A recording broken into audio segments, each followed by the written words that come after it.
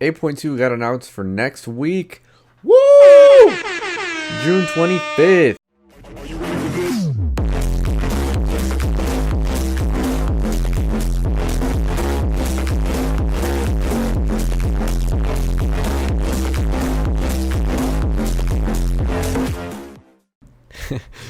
Welcome to my channel. My name's Tide, and today was supposed to be a video about 8.2, but there's plenty of other people you'd probably rather watch talk to you about all the features coming in 8.2. And honestly, as hyped as I am for this patch, I was incredibly sidetracked. And you might be thinking, oh, Tide, what were you sidetracked by? Well, classic WoW stress test took up the better part of my last 2 days. And I'm gonna tell you, it was almost like I was a kid again, and I had a really good time.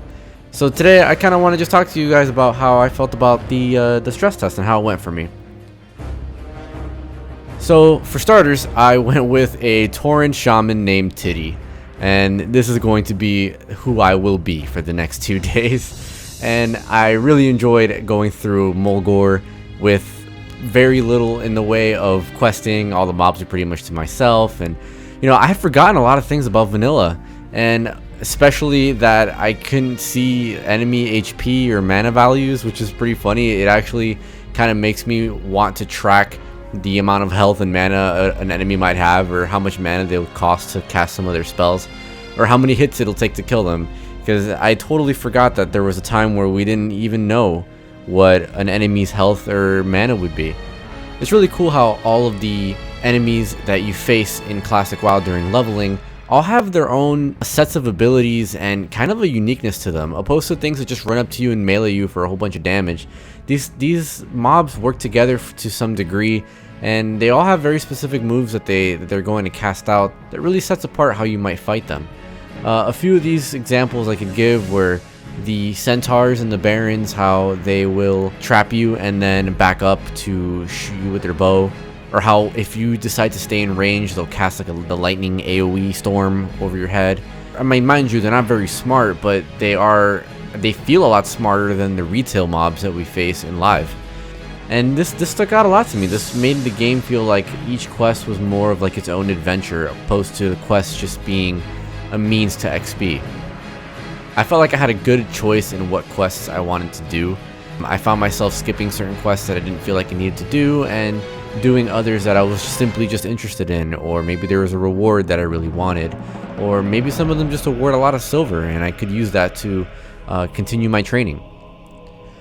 One big hiccup for me was I picked a shaman, so I have to do the totem quests, and the level 4 totem quest for the earth totem never appeared, and I was wondering when I was supposed to get my earth totem. I knew it was supposed to be the first one. It didn't hit me until I reached level 10 and started my fire totem quest, and I realized, man, I have earth totem abilities but no earth totem.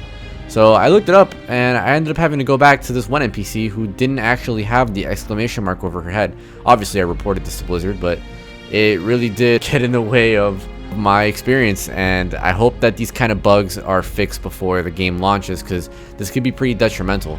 I actually met another shaman who was talking to me about not having his earth totem, and I told him how to do it, but he was just like, yeah, it's not really worth it. And I understand, you know, we only have the characters for 2 days, but it just sucks that, you know, now he has to run all the way back to Camp Tarajo so that he can get his earth totem. These are all minor bugs that are going to be fixed, but this is why it's really important that when we do get an opportunity to stress test or beta test the game, that we report everything. And even in retail WoW, if you come across a bug, don't just be like, oh man, a bug. No, you need to report that, man. You need to let them know so that they can fix it. Just like every game, there's bugs that need to be fixed, and WoW is a very old game with new systems being added all the time, which is breaking old systems, and we just got to make sure that we're going back there and helping out Blizzard a little bit. To continue, I only made it to level 13 before I had to go to bed, and I didn't wake up early enough to play the last few hours of the stress test, but overall I really did enjoy my time playing it, and it did really like revitalize my love for the game, and now I'm even more pumped for 8.2 to come out. Either way, guys, I appreciate you watching this video. If you got anything out of it, if it was entertaining for you, I appreciate that. Hopefully you also enjoy your time in Classic WoW, because I definitely will be. And I'll definitely see you guys in Nazjatar on Tuesday. Thanks again, everyone. Peace.